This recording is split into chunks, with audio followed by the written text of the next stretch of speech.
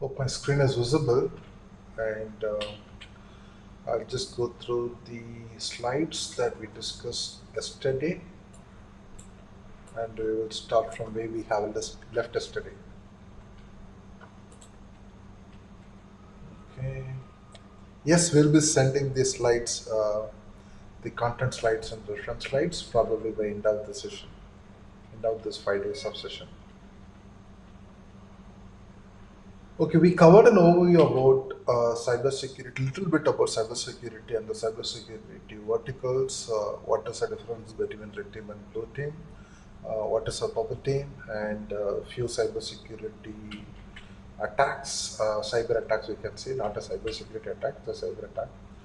And a couple of nodal agencies across the globe, both one in India and some other countries. CERT, the other one is CSIRT, and some frameworks.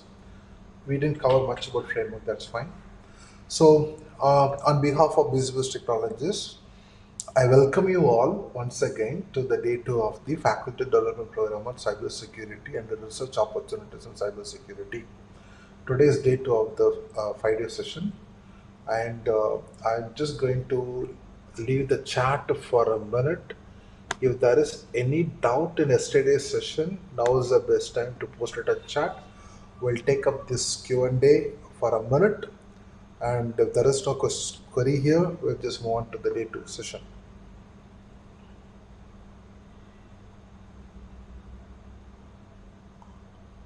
All right, I don't have uh, any query in the chat now. That's fine. Okay, we were discussing about certain yesterday computer emergency response team, and what is the role of CERT-T, and what is the role of CERT-IN, and so on. And this is just one statistics.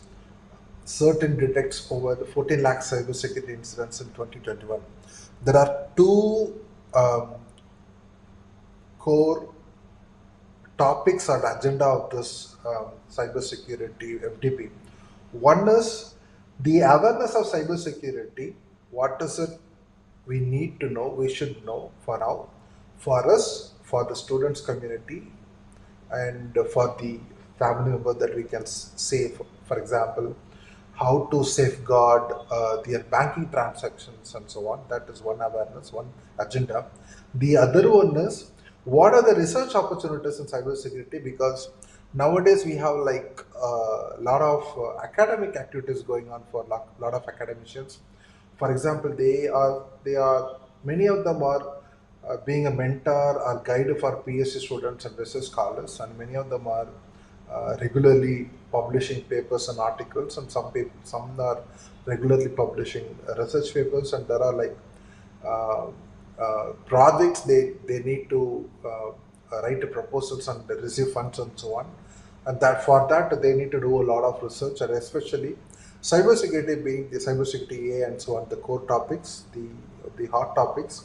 If they choose any problem in and around cybersecurity or any of the emerging technologies like AI, generative AI, and so on, the more possibility for them for the research proposal get supported by the sponsoring authority and get funded. For example, ICCSR and so on. So this is one core agenda of this entire FTP thing.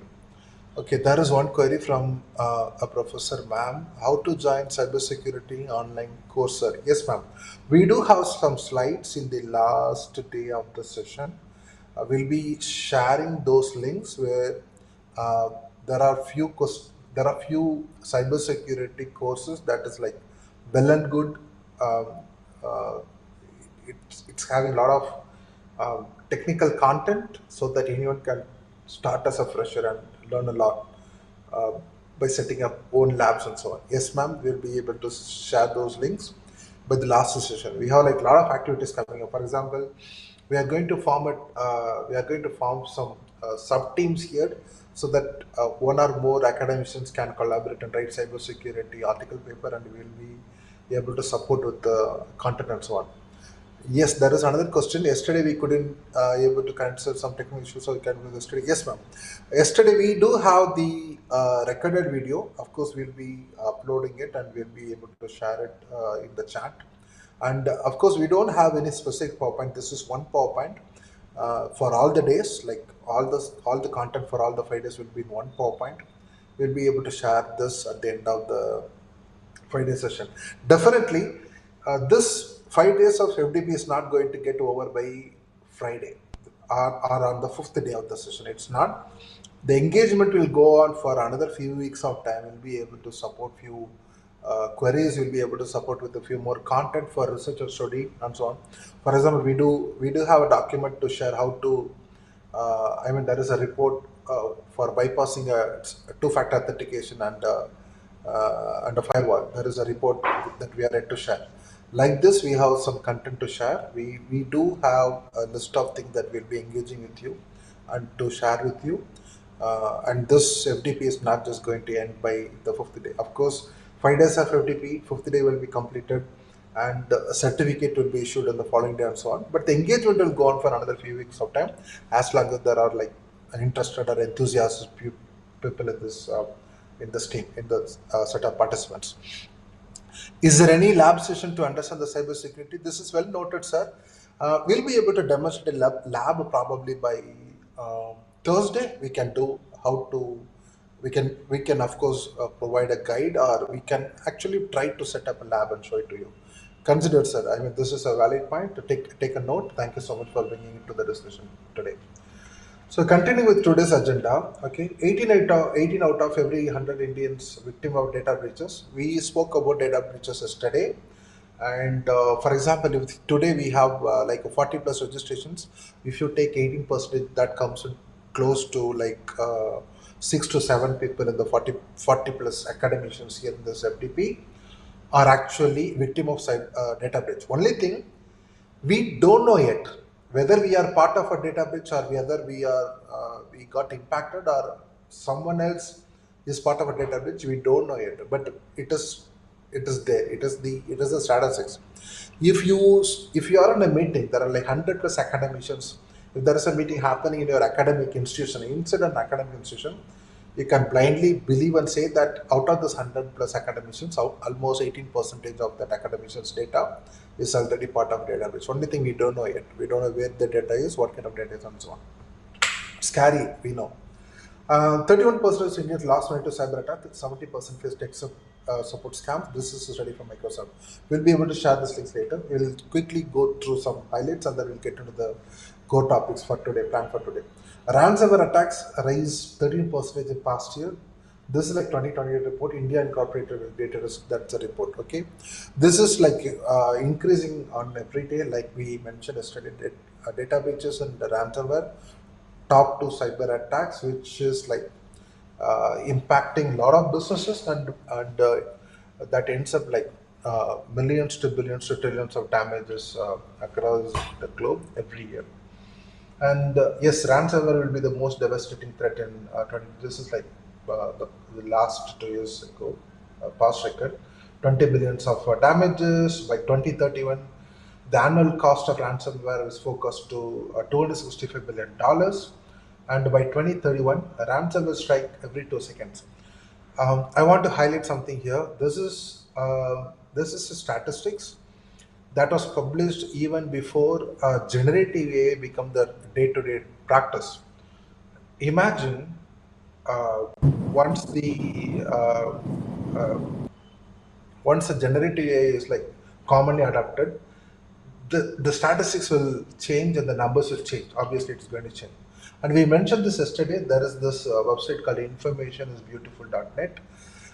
If you are able to go and check this website, you'll be able to see all the biggest data breaches and hacks across the globe. It's regularly updated, and this is something that happened like few years ago. It's like even before the time when generative AI become a practice.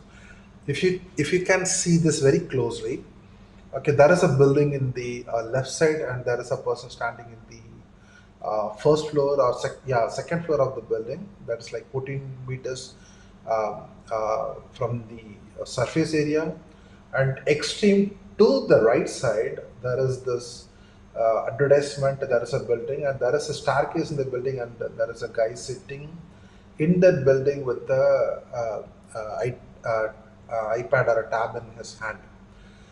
The thing is, the person sitting exactly opposite to him, like 42 meters away from him, having a camera, is was able to successfully capture the username and password that he entered in his digital device in hand.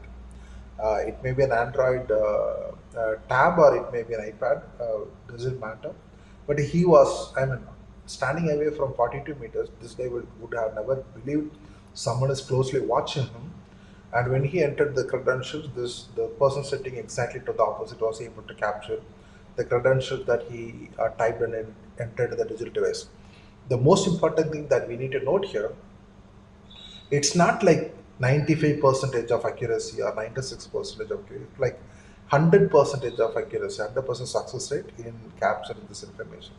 That is how cyber attacks were sophisticated like 7 years ago, and now it is like too much sophistication. We will discuss little more about that in the following sessions, today's following sessions.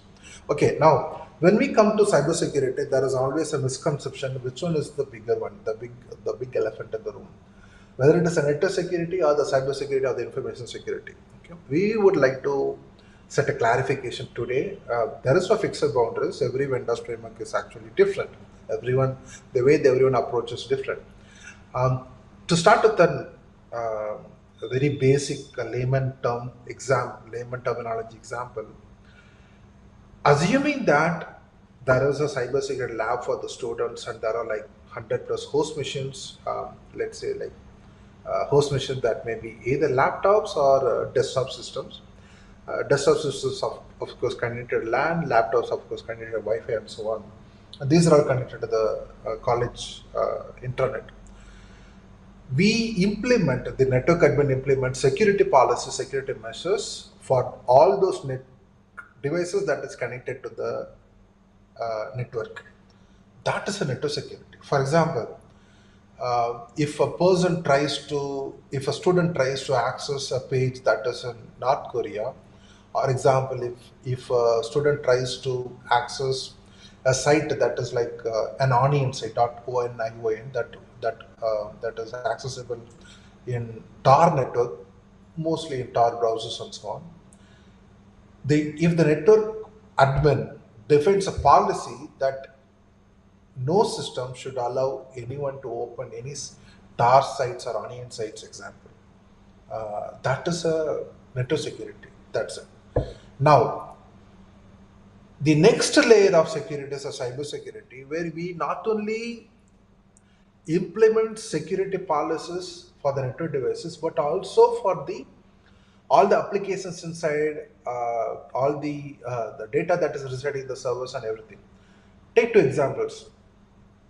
Let's say some systems are having Opera browser, and if the admin decides, let us not utilize Opera browser and let us stick only to Chrome and Microsoft Edge in the college machines, and implement procedures so that nobody can download and install Opera browser in any of the college systems, example. And the other thing, let's say there is a Chrome browser, and for weeks and months the Chrome browser is not updated, and the network admin, the system admin, they define policy that before any activity like downloading a Oracle VirtualBox or downloading a Microsoft 10 operating system image from Microsoft website and so on, they must update the browser and so on. If they define policies like that, that is called the cybersecurity. Okay, they are implementing cybersecurity policies not only for the network devices but also for the applications that is running inside.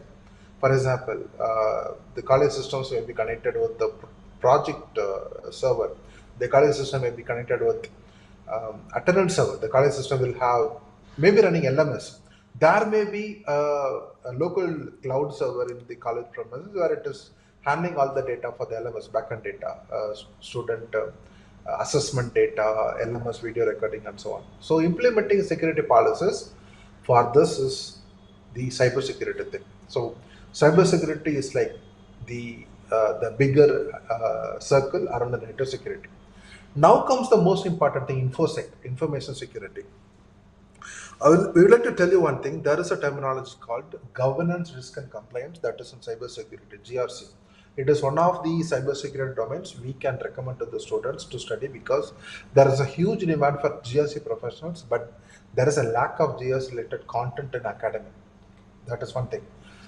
Now, coming to the subject, if we take public limited companies, private limited companies, Fortune 500 companies, Standard & Poor 500, all those big companies, or take consulting companies or software companies and so on, any company, for example, most of the companies, almost 99.99% of the companies will have someone called a Chief Risk Officer, CRO. The CRO will be handling the risk matrix and the risk involved in the current business. For example, if it is a bank, what if a bank system goes online for just 10 minutes during the month end? Okay, just example, because month end is the time, peak time, where many people will get the salary, and immediately when the salary is created, there will be transactions. What if the banking system goes online for just 10 minutes? It is a role of the chief risk officer to implement measures so that it never goes online, and there will be always like 99.9999, it's like 6 nines, 99.9999, that much of service availability for the whole year. So what we can understand from this, the banking system may not must, may go down for almost 2 to 3 seconds only for the whole year, example, and still they will have high availability, they'll be having disaster recovery, they'll be having redundancy service and so on. Now, under the chief risk officer, there will be a team called InfoSec team, and under the InfoSec team will be the cybersecurity team will be functioning, they'll be reporting. What is a major difference between information security and cybersecurity? Even though information security covers everything in cybersecurity, there are still more things that are not part of cybersecurity. We'll take an example. Assuming that we are going to a bank and going to open a bank account. Okay, when we try to open a bank account, of course we take a paper, we fill with all the details, first name, last name, date of birth, current address, mother's maiden name, all these things. We fill it up, we provide to the bank, and then bank is assisting us to open a bank account. And of course, there are like cybersecurity policies for the bank account and so on. Now, come to the paper form that we filled. Of course, the paper is a non-digital record. It's a hard copy. It's a paper, something like physical thing.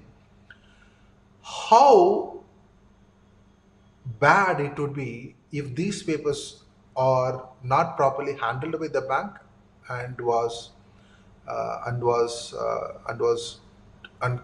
could be took by someone who is like just visiting the bank after the account is created. It's like your personal information, everything about you is in someone else's hand, and we don't know who that is. Information security defines policies and measures for security for not only that is existing in digital, which is covered by cybersecurity, but also in anything that is a non-digital form. That is information security. Take for example, let's say there is a power plant, let's say there is a nuclear plant, let's say there is a wind turbine. Why are we pulling all those examples? Because few years ago there was a wind turbine crash in one of the country in European Union. I think it was Germany. There was a crash in wind turbine, and the debris, the material that was splashed from the crash was spread across many miles during the crash. What we will think as an individual is this might be a hardware failure or a mechanical failure, or some parts went crash or some parts overheat and so on. That's what we would think. But actually what happened is, after 4.5 months of investigation, they found that it is actually a cyber attack. Someone got into the network of the wind turbine, someone tweaked the settings and changes and so on. Someone bypassed the regular maintenance and so on. So they actually played with that. I mean, a hacker actually messed with that and then crashed that wind turbine. Imagine, I mean, just imagine.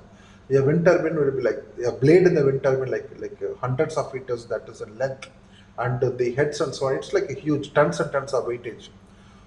We, as a normal individual, we would think it is just a incident, a mechanical failure and industrial incident, but actually it is a cyber attack. We can give examples like this, hundreds of cyber attacks that has really happened.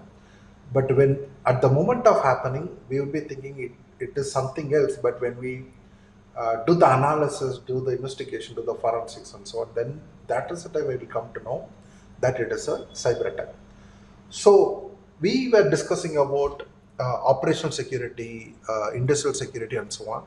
It is the responsibility of the InfoSec team, information security, to implement message for this all non-digital things as well. So that's the reason we are telling network security is the smaller one, and cyber security covers network security as well, and information security covers everything that is into the cyber security. So it is not the information security that should be include cyber security, but it actually is cyber security that is part of information security. The information security is a bigger elephant in the entire picture.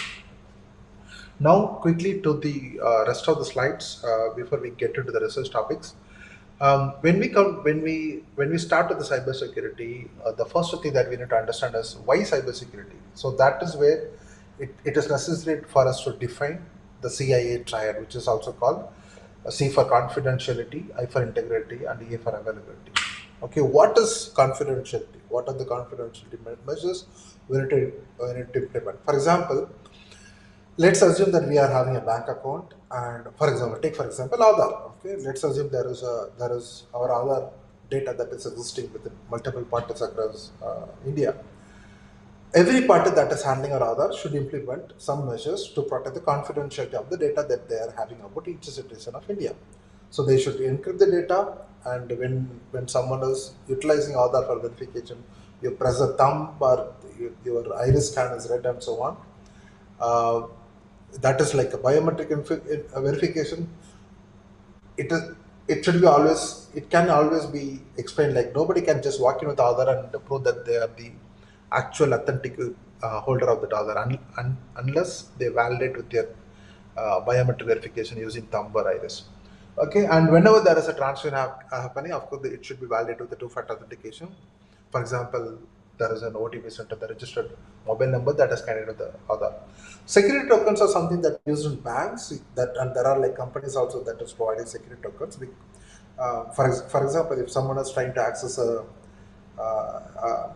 corporate internet or connecting with the VPN and so on, along with the username and password, there will be a token that is generated. It may be either hardware device or it may be an app, mobile app. There is a RSA token that is given by bank if there are like the bank account is very huge, and it generates a random 6-digit number every 60 seconds and so on.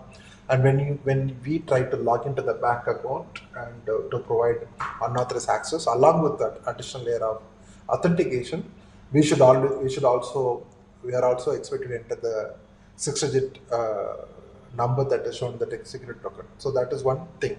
These are all some of the examples of implementing confidentiality measures.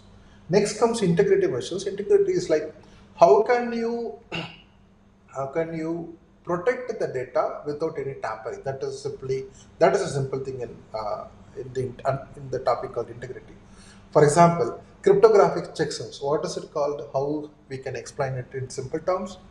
Let's say you are downloading something from SourceForge or even the Microsoft website. If you're downloading a Windows operating system ISO file or a virtual machine image, below that image you'll be having this MD5 hash or other type of hash values. Why it is so? Because you are downloading something from somewhere across the globe, and Microsoft don't want anyone to get into the data that is being transmitted and tamper with. When you download, once you download, if you run the checksum in your system, of course, it can be there is a command to run in command prompt. There is a command to run in the PowerShells. PowerShell is part of almost all Windows 10 and Windows 11 systems and so on. There is a command to run the MD5 checksum for the files that you download in your system and so on. So when you download it, when you download the ISO file, then you run the checksum, you'll be having a hash value. You can compare the hash value for the file that you have downloaded along with the hash value that is published by Microsoft in their website. If both are same, you can say like 100% confidently that this file is the original file and nothing has been tampered with. What if the values are different? So which means somewhere across the data transit, something happened. It may not be a cyber attack, but it may be loss of data, or even someone tampered it with something. So that is called the cryptographic checksums. Like this, we have other integrity measures. For example, you should always define file permissions. For example, if there is a Excel file or a database file that is having salary data of like hundreds of academicians in an academic institution, you can always disable the file access by providing only the finance team should be able to open and read that file, and anyone else other than the finance team shouldn't be access to the file, or even if they have access to it, they won't be able to open and see what is inside it. That is how you define file permissions. Like this, an APIs that comes in data centers and the data backup, of course, for data to prove integrity of the data, that this is some measure that's implemented. The last one in CA tried is availability measures. Like you should always back up data to external drives. You should not keep the same backup in the same drive, so that if there is a data loss in the drive, you will end up in losing both the original data and the backup data. Example, you should always keep an availability. For example, what if a banking server on a season time, for example, Diwali or Christmas at the time, what if a banking server goes offline? What if there is some maintenance? That is where the banks usually actually plan another data center that is having the exact copy of every single data that is in the bank, that is another data center, and that is for the availability thing in cybersecurity. If this goes down, that comes up.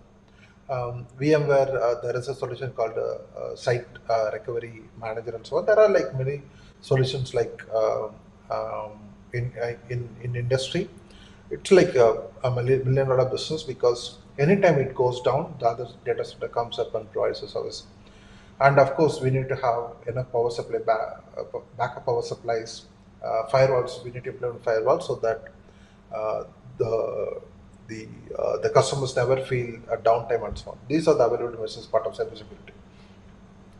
There are few other terminologies that we need to understand to move ahead with cybersecurity understanding. The most important terminologies, because this is like common anywhere you, I mean, we talk or we attend a conference or we submit a research paper or we study anything, we will be keeping coming across all these terminologies. One is asset, another one is threat, another one is vulnerability and the risk and the exploit. These are not the only term. These are like the top few terms that is expected everyone to know.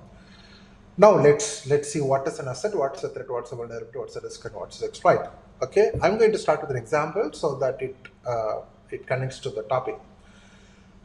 Let's say your colleague, another faculty, or another professor, or another HOD, or another department is having a research data in their laptop. Like, take an example. It's like the research went for almost 2 to 3 years. A team of a team worked on the research. The 2 to 3 years of research data. It may be a document, it may be a program, it may be anything. It may be even something that should be patented. Okay, that is an asset. In simple terms, what we are actually trying to protect as an asset. Okay, let's say you keep your research data in a USB drive, then USB drive is an asset. The data inside the USB drive is also an asset. Let's say you are submitting a patent application and very unique and so on, and you are expected to receive a patent on it, the article, the paper that you submit for the patent is an asset. So that is an asset. What is a threat?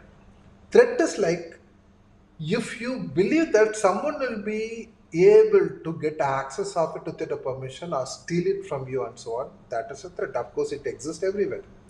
Okay, we develop a solution, okay, or we provide an idea, someone copies the idea and they implement it even before we complete it. So that's the reason it always recommended not to tell the 100% of your idea, because you know how much to share and how much not to share.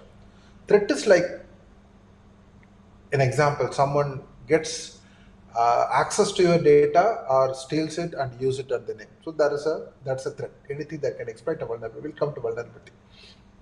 Vulnerability is simply a weakness or gaps.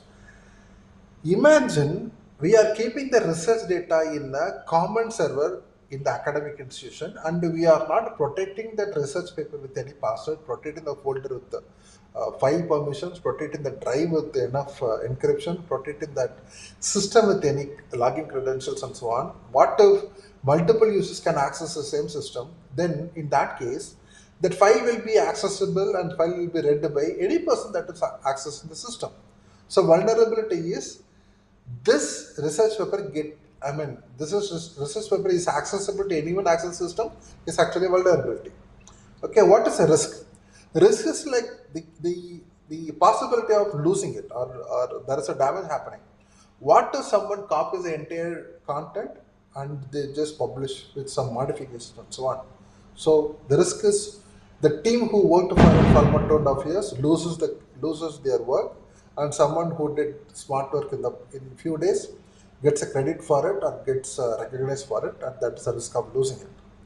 So in simple terms, the presence of an asset and a threat on it, and if it is vulnerable, then there is a risk.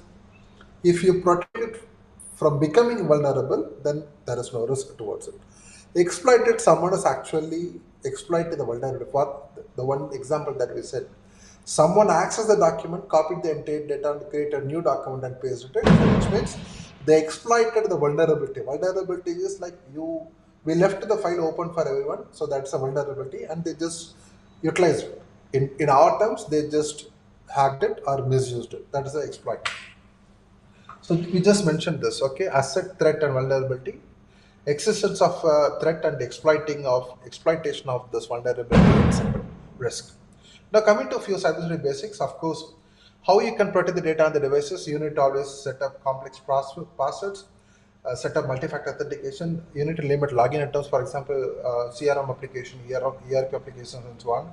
If you enter 3 times the wrong password, then it will block you access for almost a day or 1 hour and so on, and then you will be able to log in only. So you can set like this. Nobody should be able to, even Google, okay, Gmail. Even if you try to password multiple times wrong password, Google will block you out and it won't even allow you to log in even to the right password later. Okay, you need to prove that you are the right person accessing the account with additional authentications and so on. You need to provide the last email you have sent. You need to provide the other emails that you have captured in the Gmail account. In case if this account access failed, what is the email ID you are supposed to receive that? And so there are a lot of things. Okay, encryption, of course, it's always recommended to protect the data with the passwords, with other form of encryption. For example, if you're sending a file to someone across the globe, which is like really confidential and it worth a lot, a password is not just the only thing that is enough to protect the file. You need to think of more type of encryption. That is why we do have different types of encryption in the browsers when we access bank account, when we access social media sites and so on. And yeah, this is one thing. When we think that what we think, if we lose a mobile, we'll be like losing not much information. But actually, when someone loses a mobile, these are the things that is accessible to the hacker. Even if we are providing our mobile phone to the mobile phone service centers and so on, because they have those Android tools also, they still be able to access our passwords, what are the delta functions in the mobile phone, bank account information, personally identified information, browser autofill data, and so on. Because your browser autofill data will always have your username and password that is stored in the browser. thinking that we are very smart and we don't have to end up typing it again and again. We just save it and leave it there. And anyone who get access to the mobile phone, they'll be able to get all this information. All right. So next slide. Yeah, protect files and devices. We should always keep updating the software, secure the files. This is one thing that we would. That is one thing we need to discuss here. Um, when we have apps in a mobile phone, if we are using it, we need to always update the apps with the recent update that is published in the App Store or Play Store. If you have a mobile app and if you are not updating it at all and you are not using it at all, it still is a threat and it's still a risk. The app may be sending data to somewhere and it may be patched the bug may be patched by release and it might have been published in the Play Store. Either either it is recommended to always update the app when there is an update in the Play Store or App Store, or remove it if you are not using it at all. We had access to a mobile phone for one of the case studies, and there was some gaming app the user installed like 9 months ago, and they played for only 2-3 days and they forget it, and they never updated. They never removed it and they never updated it, so on. And of course this gaming app had a lot of bugs, and the product engineering team behind that gaming app published a lot of patches and so on, but they never updated the app at all. They forget the presence of the app completely. And one day there is something happened in the phone, and the phone we got access to the phone for one of the case studies. And when we wanted to know what exactly happened, everything else was perfectly fine except this app that was actually running in the backend always, and once in a while it was sending data to something. And we had another case where a family uses a Redbus app every 6 months, something like that. But they use that app, on the phone for the whole year, and they never update the app, the travel app. We recommended that if you are using only once in 6 months, the moment you are back from your vacation or the travel, and until the next travel app that is going to happen after 6 months, please uninstall it and you install it the next time when you are actually planning a trip. Why do we have to keep an app in the phone for another 6 months without any purpose, but still not updated? The thing is, either you regularly update the app, or if you're not planning to use it, just uninstall the app. This is one example. Okay, how we can protect the IT infrastructure from ransomware? Of course, we need to implement email security solutions, and we need to implement scanners to automatically scan infected websites, and we need to implement solutions that is related to cybersecurity and so on for scanning applications and the hardware vulnerabilities. The vulnerability may not be only the application. The vulnerability may be in the firmware of the hardware. So that is also should be part of our regular scans. Yes, phishing is like one form of attack. We recently, it's happening large due to lack of understanding of how it works and what it is. This is what happened like 2 months ago.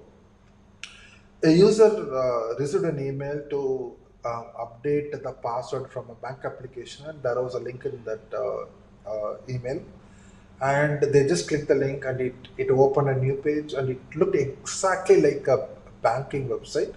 And they just entered it and nothing happened. Then they closed it and forgot it. What happened in the backend is the email in the link was actually showing the bank URL, but the text was the bank URL, but a different link was embedded in the backend.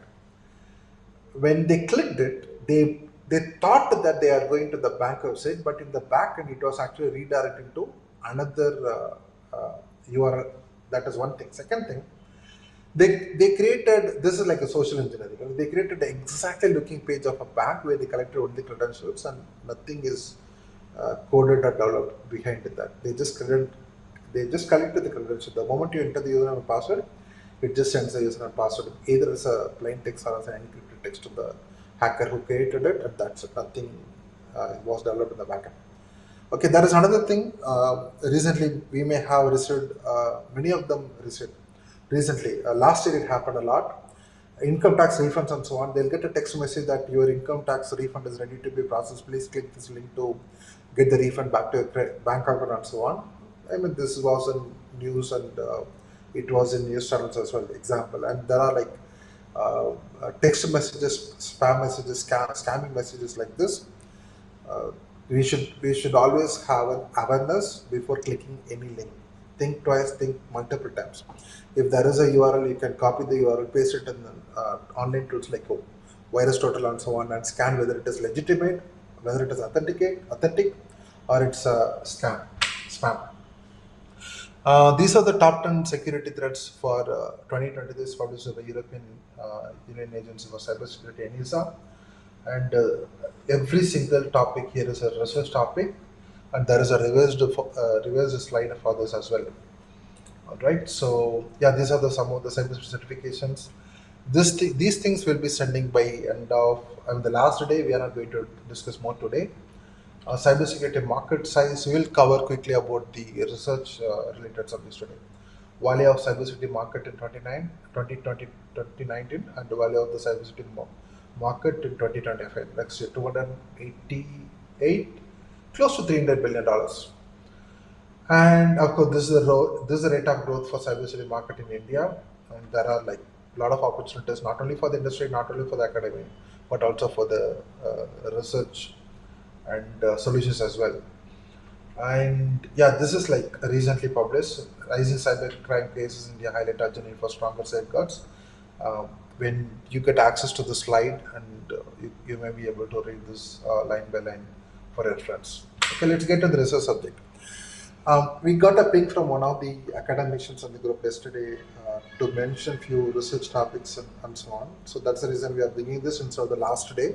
We actually planned this for last day. Okay, when it comes to cybersecurity research topics and so on, we should have an understanding what are the cyber attack vectors. Attack vectors. Okay, ground segment number one, space segment number two, user segment number three, four is the communication channel, fifth one is the cloud, sixth one is the supply chain.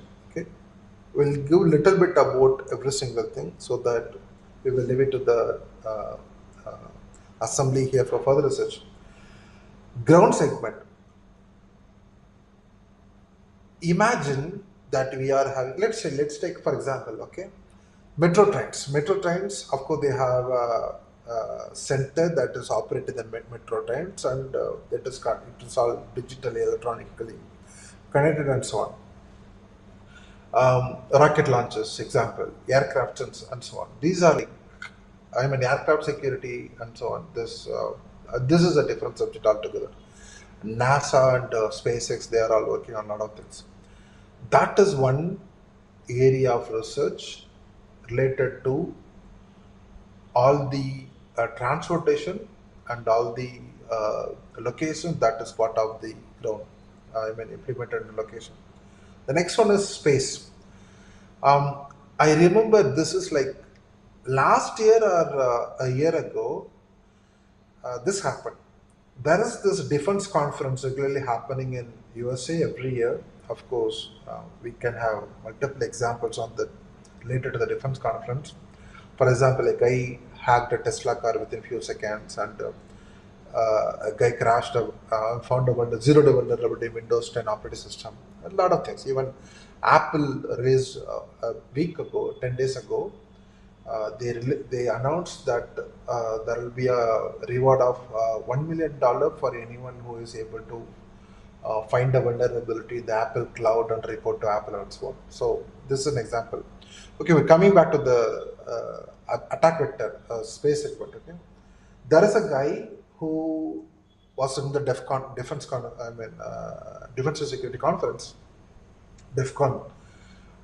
He was able to uh, hack a satellite that everyone thought it is out of communications and so on. He was able to hack it, and he was able to prove that he is able to use a satellite for the communication. Okay, imagine If someone is able to hack a satellite, of course they'll be able to interfere with aircraft communication. They'll be able to provide wrong data or different coordinates to I mean to the plane to fly. And nowadays aircraft have this instrument landing systems, ILS and so on, where aircraft is capable of landing itself on a airport on a runway without the necessity of the pilot and co-pilot. So this is one segment, space segment, where there is a lot of opportunities as well, but there is very less people that is involved in the research and so on. Okay, the third one is the user segment. User segment take anything related to the hospital thing, military, aviation, commercial. These are all user segment. Take an example. If someone is able to um, uh, uh, find a vulnerability in e-commerce app, for example, Amazon.com, Meesho, Myntra example, these all comes under user segment. The next one is communication channel. This is like a very hot topic because now we are rolling out from 5G to 6G. We have subsea cable communications. We have Wi-Fi that is having WPA3 and so on. There are a lot of I mean, of course, there are like MPLS lines, laser lines, laser communication. We have network communication through lights and so on. We have a lot of areas that is still part of part to be researched. That is one thing. Fifth one is a cloud segment. Of course, nowadays, a decade ago, everyone was having data in their own servers, and of course, it was costing a lot to manage the data in their own servers in terms of storage costs, networking costs, maintenance costs in terms of managing the power source and cooling systems and so on. That's the reason the cloud came into picture, where we can utilize the storage online, you can utilize the network online, we can utilize the apps and everything for a fee. And of course, cloud related vulnerabilities are hot topic again this year. Even right now, Cloud Security Alliance Bangalore conference, they've been discussing a couple of hot topics as well. So that is one research area there where there is a lot of opportunities for research, and there are a lot of subjects to research as well. The last one is the supply chain. In our slide, um, there is this supply chain supply chain related attack like last year. Uh, Kaleido or Casado, something like that. They have this POS machine where we tap the cards and pay for our purchase and so on. Point of sale machines, POS machine, they handheld credit card reader, something like that. And hackers abuse a vulnerability, and when they abuse a vulnerability, the supply chain stores lost the business, and they were unable to operate the business for almost a week's time, I think. It happened a lot, and that is one thing. And of course, when it comes to supply chain, nowadays we have a lot of software that is like commercial off the shelf. We are not building software in house for all the requirements. We just any requirement that comes in, we find a software online with a vendor, and then we procure it, and then we start using it. These are commercial off the shelf software. Some are white label, some are the subscription kind of thing. But how do we know whether all the applications, all the software applications that we use is like free of vulnerability? It's not having any security loophole. Take for example, it happened very recently. One of the top four consulting companies across the globe, PwC, Hyundai, and so on. It happened for one of them. They were utilizing an external provider called MoveIt. Okay, nowadays we are using Dropbox, Google Drive, OneDrive, Box.com, and so on to share files. Okay, they were using something called a MoveIt, a solution called a MoveIt, and the MoveIt got a vulnerability. And when hackers exploited vulnerability, they were able to access a lot of confidential document, of course, and so on. It was a big data breach. that was found the vulnerability part of thing. This is the best example that comes under the supply chain topic for research. Okay, we have one more slide related to this. Domains. Here we have discussed about cyber attack vectors, and the next one, what are the cybersecurity domains? That is part of the research vertical. Okay, we do have secure communication protocol, IDS, intrusion detection and prevention systems, access control management, data encryption storage. Every single topic is a topic is a session itself. A software and firmware security vulnerability assessment, incident response and recovery, and regulatory policy refinement. Every single section above, out of this, all the 8 sections, every single section is having some subsections, subtopics under it, and every topic under it is having a lot of cases, lot of subjects pending for research. Take an example. We do have algorithms, okay? Anomaly detections algorithms, AI algorithms, misuse detection algorithms. Take an example. Recently, we are adopting AI and we are adopting Gen AI for all the for many software implementations. And of course, Gen AI is backed by large language models, CANs, RAGs, and so on. But how do we define whether the entire solution is like cyber secure? And of course, there are vulnerabilities in that AI solution itself. And of course, last week, 10 days ago, China, there were hackers in China who are able to break this, we thought the most secure encryption, hashing encryption. RSA, they broke it using quantum computing. So now the industry is moving towards quantum cryptography, so that the existing encryption algorithm that is currently implemented for the day-to-day use won't become a failure when quantum computing emerges as in industry. Because when quantum computing is there, the encryption algorithms that we think that will take years and years for breaking the algorithm, quantum computers will break it in matter of days, maybe. And it is possible, and they have already proven it. So that's the reason industry is moving towards a new research called quantum cryptography, so that will replace the existing encryption algorithm that is part of our data lakes. For example, RSA, AES 256, and so on. All right. So yeah, the last one. When it comes to research and so on, there are some evaluation metrics, like in the slide. This slide is also having this confidentiality, availability, integrity, along with other core topics like authentication, robustness, trust, and reliability. It is not like a AAA authentication, authorization, and so on. This is like the metrics that we take for a baseline to evaluate the different subjects.